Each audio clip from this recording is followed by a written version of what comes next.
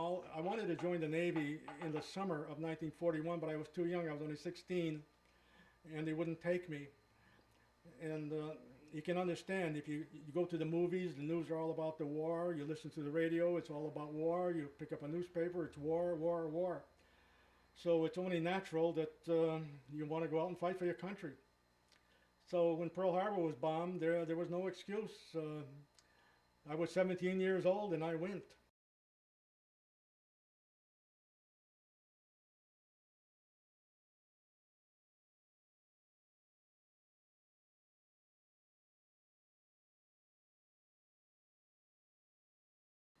And on December 31st, 1941, I was assigned to the USS American Legion, an attack transport. That ship became my home until November 1945, just shy of 4 years. Now, the Navy has different classifications of ships, such as C for cruisers, D for destroyers, AP for transports, APA for attack transports.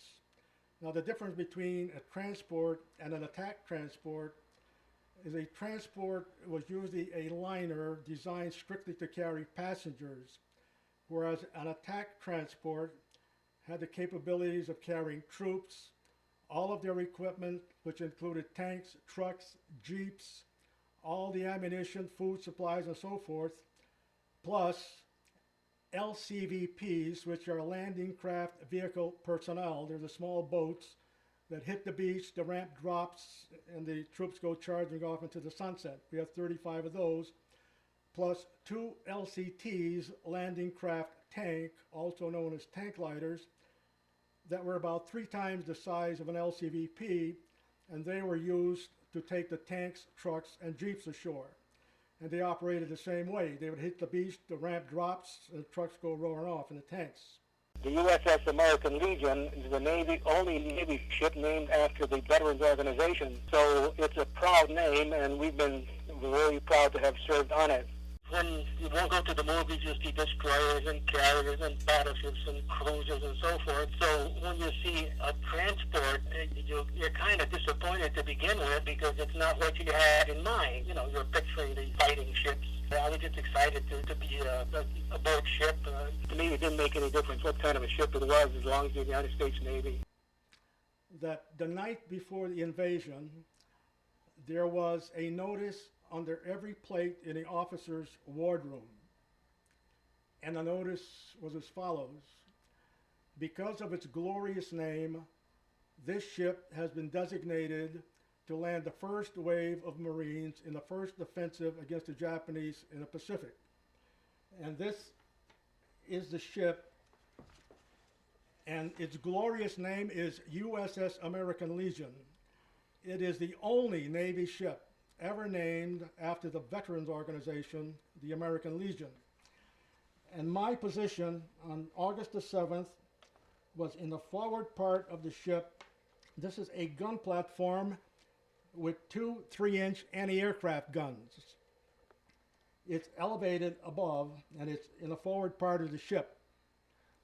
Now, a 3-inch anti-aircraft gun fires a shell that's 3 feet long, 3 inches in diameter.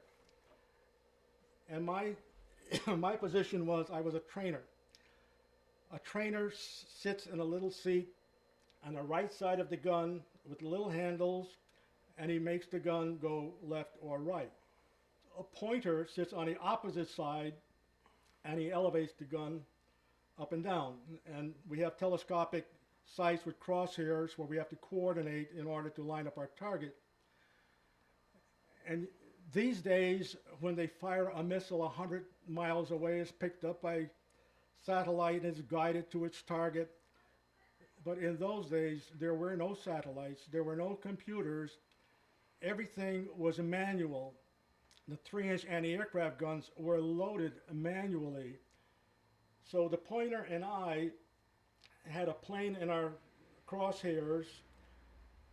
It was just about flying just above the water, and it was still out of range when all of a sudden the gun captain whaled me on the right shoulder, and he yelled, "The hell with that one, get this one."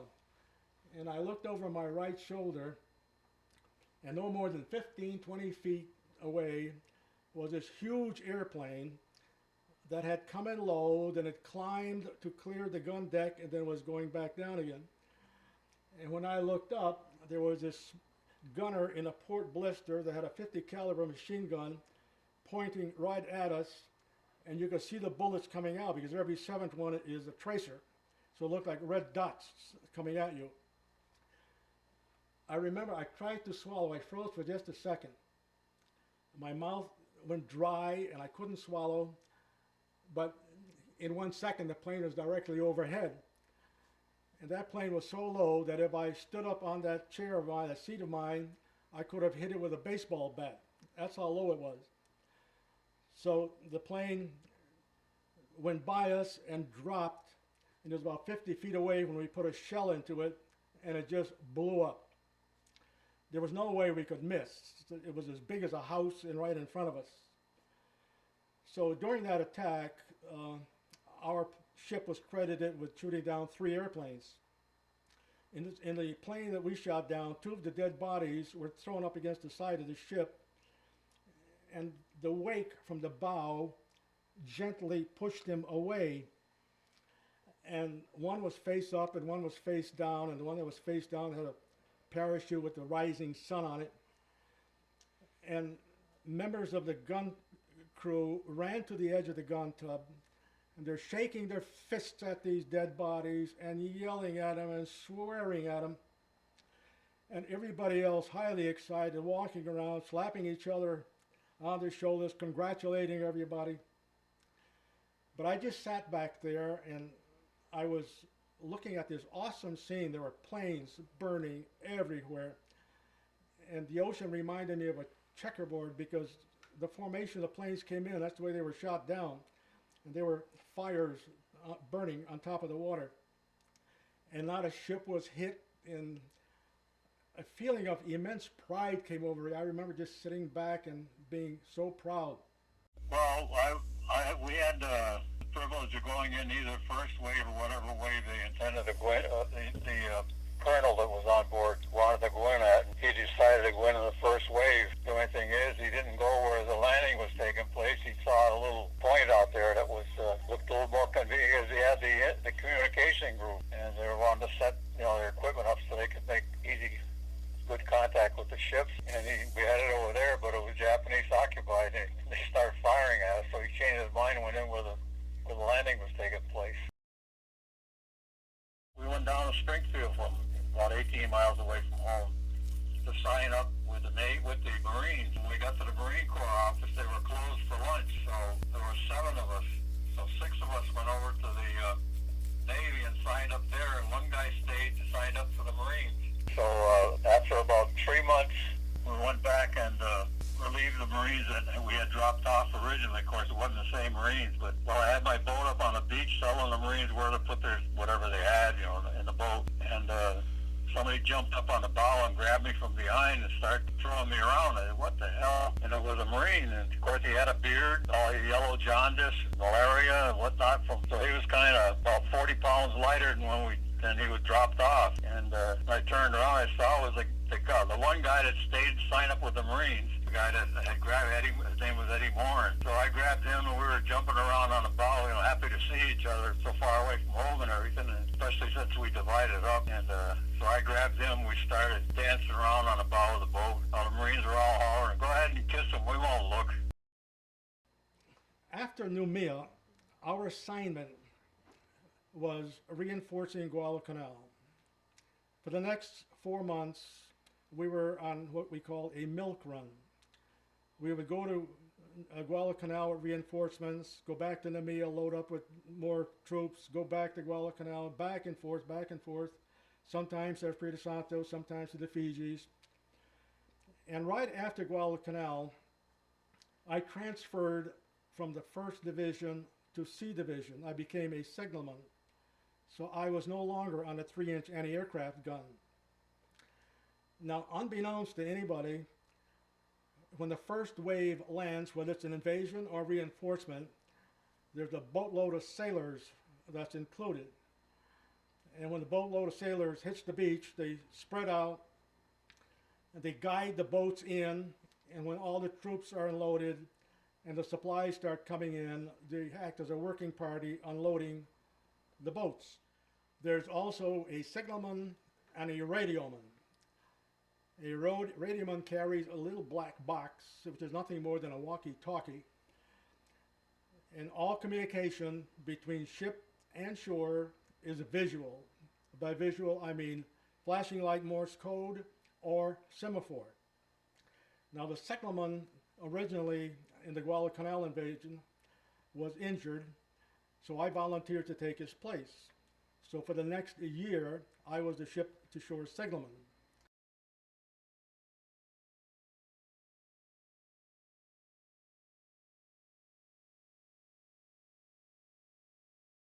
The highlight of the day was Admiral Bull Halsey paid a visit shortly after lunch. He flew in a PBY, which is a Navy seaplane. It's a very slow patrol boat.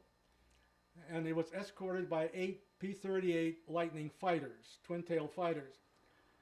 And they were fast, so they were flying figure eights around his PBY. They looked like bees protecting the queen bee. And he landed, probably stayed 15 minutes, then he took off and left. And what a morale booster that was. Here the Commandant of the Pacific Fleet landing with enemy planes all around, unlike Doug MacArthur, who was in Australia fighting his war. Here the Navy man personally takes charge. New Zealand people are different than anybody in the world. They're very kind, very generous, polite, and all of their young men were fighting with the British in North Africa. There were no young men in Wellington, and the O'Brien family was no different. My girlfriend had a brother, and he was in North Africa. So they just adopted me. I mean, every time I had liberty, they'd wait for me, we'd have dinner together, and we were a family. And I just show up one day, and Mrs. O'Brien really read me off. I mean, just like a mother with any son. So, yeah, we were very close. It was a family. Yeah, you have to know the people. They're wonderful people down there.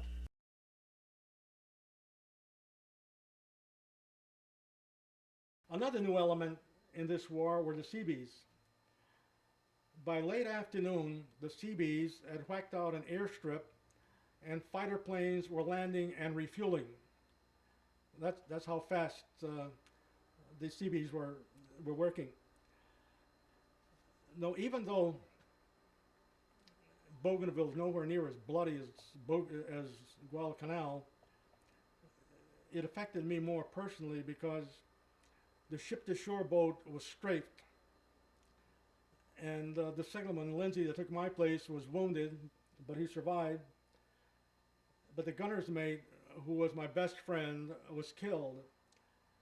And I went to see Lindsay in sickbay, and he told me that his body was cut in half by bullets, literally cut in half by bullets. He said the only thing connecting the top half of the body with the lower half was a piece of skin about 1 inch wide. And he said he died with his eyes and his mouth wide open. This guy was a comedian, and he was always joking, and no doubt he had to say something even though he was dying. He died with his mouth and eyes wide open. Normally, this didn't bother me too much because I had seen hundreds of dead bodies. I've watched men die. But there were two in particular that lived in me all these years. And one was the first one that I saw die. It was a Marine in Guadalcanal. He had his jaw shot off. And I'm walking along and I hear this moaning. And I stop and I hear this guy with just a nose, no chin, just shattered skin and blood, and moaning. He's still alive. And I stopped because I said, with terrible pain he must be in. And it kind of struck me. Then he stopped moaning and he was dead. I was so relieved I walked on that he had died. He was no longer suffering. So this where my friend was killed, it affected me personally, and it hurt. I mean, when a friend of yours, a close friend, it does hurt.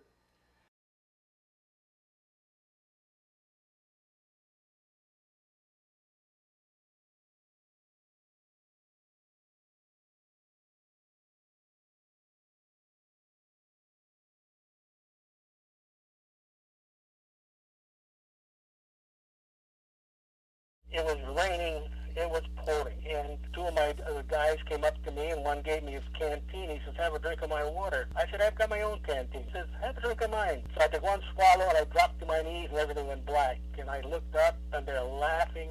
What was that? He said, sick bay alcohol, pure alcohol. So where'd you get that? Well, they were unloading a boat, and every case in a boat was labeled castor oil. Castor oil, it's either beer, Three Feathers whiskey, or alcohol. So the way they find out is they stumble, case falls on a rock, breaks open. That's how they find out what it is. So that night, it was raining so hard, they postponed the unloading till the rain stopped. So there were 25 sailors sitting in a circle in the rain and the mud. We're drinking orange juice and grapefruit juice laced with sick bay alcohol. Well, in a matter of time, I passed out. And when I came to, a Marine was carrying me. So I shook my head and I said, what the hell are you doing? And he said, oh, you're alive. I said, of course I'm alive. He said, quote, I'm driving this here tank, and you was laying in the middle of the road. I thought you was dead, and I didn't want to run you over, so I'm just throwing you off on the side. So I said, well, I'm not dead, and you can put me down, which he did. So from the Fargo building, I was finally discharged, and I was home a civilian after 4 years, 6 days, and an hour and a half. On August the 7th, 1984, we had a Navy Marine reunion, actually a reunion of all Guadalcanal veterans in Winter Haven, Florida. There were 10,000 veterans there, the airmen, sailors, Marines, everyone who participated in the invasion. And the ceremonies were held in a football stadium, and there were the prime ministers of Solomon Islands, of Australia, of New Zealand, of England, everybody making speeches. Well, of those 10,000 veterans, there were 130 from the USS American Legion. Well, we had such a great time that we decided to have an annual reunion, not with the Guadalcanal campaign, but with an individual, just our ship. And we did that for 22 straight years. And the last time we had an organized official Navy reunion, ships reunion, was 2 years ago, and we were down to 7 members. So we decided not to have any more ships reunions, so we joined up with an APA association. Other APAs were in the same boat literally that we were. Their membership was down. I mean, I'm 81 years old and I'm the youngest. I'm just a kid compared to the others. The others are 85 to 80 to 89 that attend. So we joined up with the APA Association, and last year that we were down to 4. All of us at the reunions and I have been very proud that we had the privilege of serving our country when our country was at war.